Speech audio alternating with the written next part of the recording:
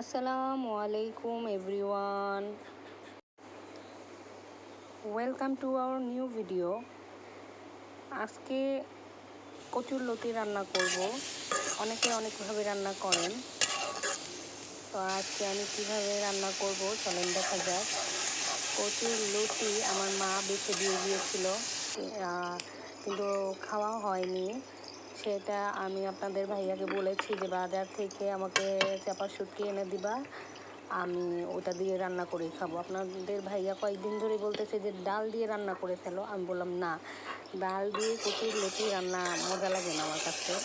তো এই যে দেখেন, এখানে দিয়ে দিয়েছি অনেকগুলো রসুন দিয়েছি, পেঁয়াজ দিয়েছি, কাঁচামরিচ দিয়েছি এবং হচ্ছে 4টা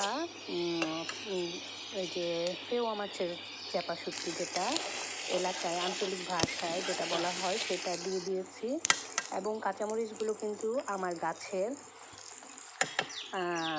আর এখানে মশলা দিয়ে দিলাম, ভালো করে মশলাটা কষাবো। এবং মাটির চুলার রান্নাটা হচ্ছে মানে একটু হ্যান্ডেল করা যেহেতু কঠিন, যদি পুড়ে যায় এটার কারণে একটু পানি দিয়ে দিব, কারণ জানেন তাপমাত্রা অনেক বেশি থাকে। তো এটাতে তো আর চাবি নেই যে হুট করে কমানো যায়, এরকম কিছু না। তো এই যে এখন আমি পানি দিয়ে ভালো করে কষিয়ে নিয়েছি। কাঁচামরিচগুলো আমার গাছের হচ্ছে পেকে গিয়েছে। এখন এই যে কচুরলতিগুলো দিয়ে দিব। এখন ভালো করে নেড়ে মিক্স করে নিতে হবে। আপনাদের ভাইয়া বলতেছে যে এই কচুরলতি নাকি গলায় ধরবে। আমার মা বললো যে না, আসলে ধরবে না, আসলেই ধরেনি তেমন।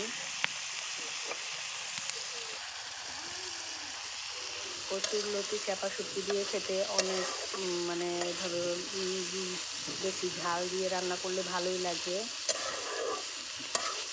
আমি যেখানে রান্না করি সেখানে হালকা মানে এই টাইমটাতে একটু রোদ পড়ে। আর আমি যেহেতু একটা চুলায় মানে বসাইছি, এখন আর একটা চুলা বসানো হয়নি। দেখেন আমার লতিটা হয়ে গেছে। সবাই ভালো থাকবেন। আসসালামু আলাইকুম।